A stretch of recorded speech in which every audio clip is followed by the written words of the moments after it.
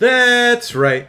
Back at it again, Full Custom Hot Dog here doing another movie review. That's right. Today we're going to be talking about the Fear Street trilogy, which recently wrapped up last week with Fear Street Part 3, 1666. It's a set of 3 movies Netflix had released week by week. And instead of doing one a week, I figured I'll just do a little wrap up and I can talk about them all at once. I'm not going to do spoilers, so if you're worried about that, don't worry. I'm not going to get into them. I don't think they're necessary to talk about these films as it's an interesting project, and I think it's very great to experience it as they were released, and I think it especially makes the ending better in a way. I guess we'll talk about that in a bit. What is it about? Well, overall, I'm not going to do what IMDb says on these, but overall, it's basically about this town that has a witch's curse on it, the town known as Shadyside. And there's a curse where a killer arises, or strange killers seem to occur, and with no proper explanation. And so this occurs over the course of parts 1, 2, and 3. Part 1 is 1994, 2 is 1978, and like I mentioned, 3 is 1666, which doesn't make a whole lot of sense, but is totally fine and still fun. Part 1, very fun, had a blast, especially because you don't know what you're getting into with this movie. 1 stands on its own very well. I was kind of hoping parts 2 and 3 would as well. That may be a bit too much to ask for, though, considering it is a trilogy. So they do mesh fine, but part 1 is a very strong film. Again, on its own, and of course in the trilogy itself. It's fun. There's all these cool little twists and turns of you finding out what's going on and discovering, oh, this is the killer. Oh, there's these other killers. And I really like the way everything links up and the twist. Minor spoiler, I suppose, that it goes from serial killer slashery to something a bit more supernatural. I like that a lot because I didn't expect it.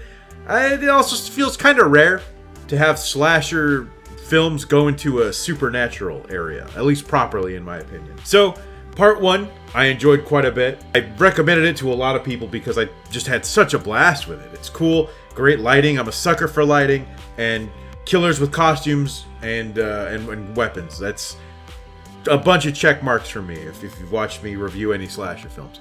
Fear Street Part 2, however, much more boring. 1978, easily my least favorite of the 3.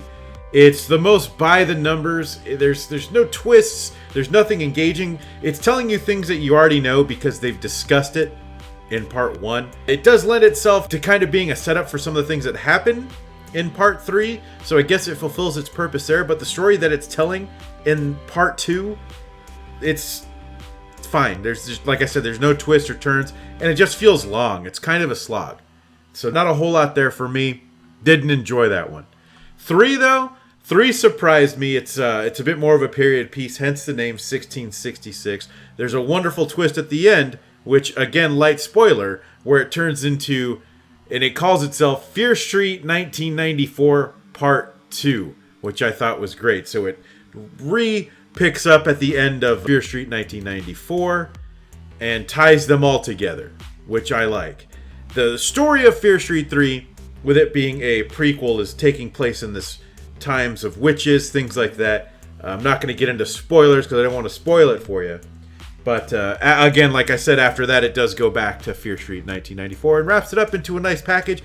I felt that all the loose ends were tied, which is always nice, especially with something like this. This is such an ambitious project to tell 3 horror stories and have them all connect and do it weekly, serialized. It's great. I almost hope we get one of these a year.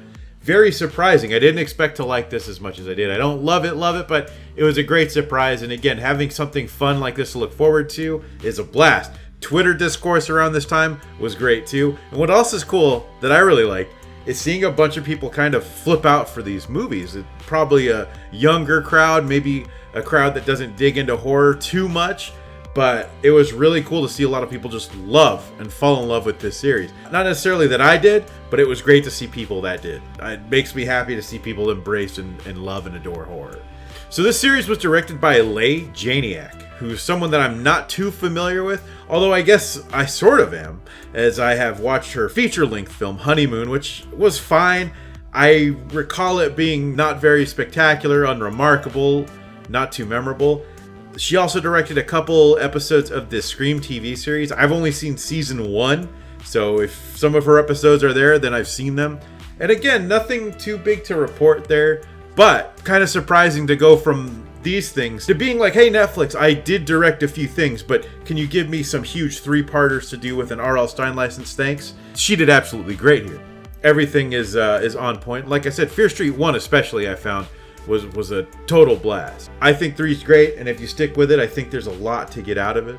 It was a very enjoyable movie with great characters too. That's one thing that surprised me. And again, I'll probably be talking more about the initial Fear Street 1994, but I liked a lot of the characters. I was surprised to see which ones we lose and bummed because there were so many likable people by the end of the film. It was so disappointing to see that they were no longer there. But Fear Street Part 1 accomplishes exactly what I like in a slasher, which are, of course, good kills, surprising kills, kills where they kill off characters that I like, and killers that look cool. I mean, these are some very well-designed killers, which we always like, and I think the fandom especially has taken a liking to a lot of them where there's history and backstory, so a lot of speculation. So because Fear Street has that aspect that I like, that's probably why I ended up liking at least the first one more so than the other two. But as a whole, I did enjoy this complete project, and that's exactly what it is. But it's a great film for Halloween. I don't know why they didn't release this closer to October, but I think this is great summertime watching as well. Like I said before, I hope we get one of these a year. I think that would be a blast to have these kind of event horror movies. It's not something that we really get. From what I understand, all of the Fear Street movies were filmed back to back. And so it's not often that we as a horror audience get something that's so big, that's delivered to us weekly or in parts. A big, I don't want to say epic, because I don't think it's quite epic, but it's a huge undertaking. And again, to have it wrap around all in a nice, complete little package is great. I have heard that Netflix is going to give each killer their own backstory, series, or movie or something. I hope not. I hope that's just it. This is all we get of Shadyside, and I hope if we get another one of these next year, which I would love, I hope that it's also episodic, and I hope that it's a different story, different everything entirely. I'd love when series do that. I think it would be to its benefit. There were plans when Stranger Things first wrapped. They didn't seem to know what to do with it. They thought about doing other stories set place in a similar time, or if they should continue the series. Obviously, they continue the series, but I had always thought that was a huge mistake considering each season after was never as good as the one that preceded it. I do like Stranger Things Season 1, but man, I would have loved to see a series where each season's a different, far-out 80s style show. Maybe keeping the same cast, putting them in different characters or something. But that's the direction I wish that would have gone.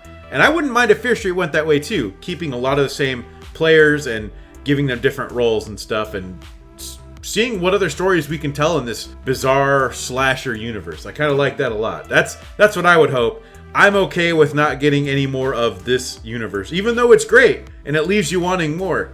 But I think a good thing should do that, Seinfeld ended while it was at the top of its game.